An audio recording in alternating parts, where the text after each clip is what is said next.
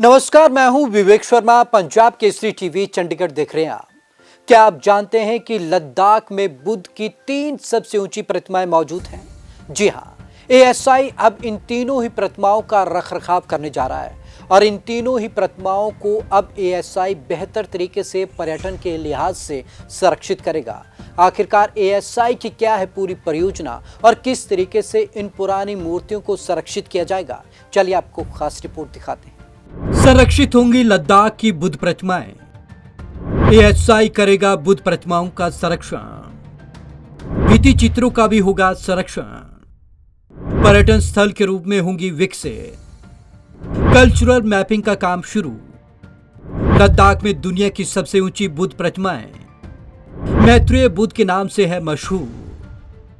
वामयान की बुद्ध प्रतिमा के बारे में आपने सुना होगा। बलुआ पत्थर की प्राचीन प्रतिमा विश्व भर में बुद्ध की सबसे ऊंची मूर्ति हुआ करती थी। इसका जिक्र चीनी यात्री हेनसांग ने भी अपनी पुस्तक में किया था, लेकिन इसे तालिबान की नजर लग गई और उसने 2001 में विस्फोटकों के जरिए से नेस्ते नाबूद कर दिया। करगिल में बुद्ध की सबसे ऊंची प्रतिमाएं।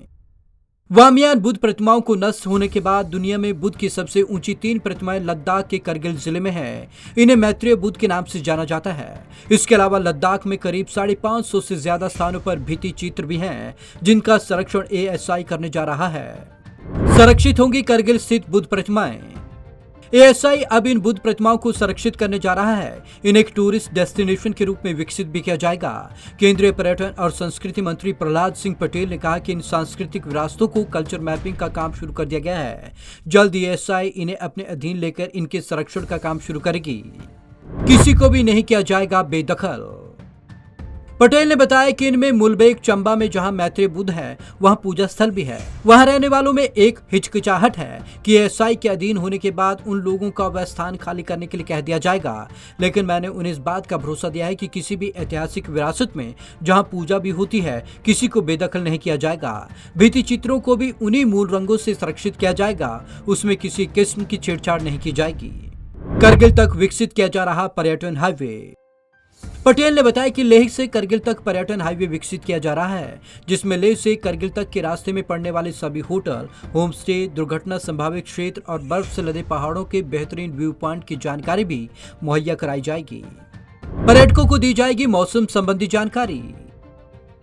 इसके अलावा पर्यटकों को मौसम संबंधी जानकारी भी दी जाएगी।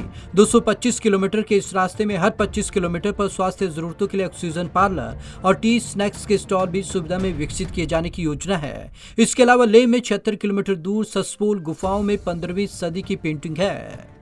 करगिल में 3 बुद्ध प्रतिमाएं, इनमें एक चतुर्भुजी। 3 बुद्ध प्रतिमाओं में से एक लेह करगिल राष्ट्रीय राजमार्ग 1 पर करगिल के करीब 45 किलोमीटर दूर मुलबेग गांव में बिल्कुल सड़क किनारे है। यह बुद्ध की चतुर्भुजी प्रतिमा है। दूसरी प्रतिमा करगिल से 40 किलोमीटर दूर संकू कस्बे के पास खरसे खार गांव में है। तीसरी प्रतिमा बाल्टिक रोड पर अपाती गांव में है। यह प्रतिमा तीनों में सबसे छोटी है। Bureau report, Punjab Kesari TV, Chandigarh.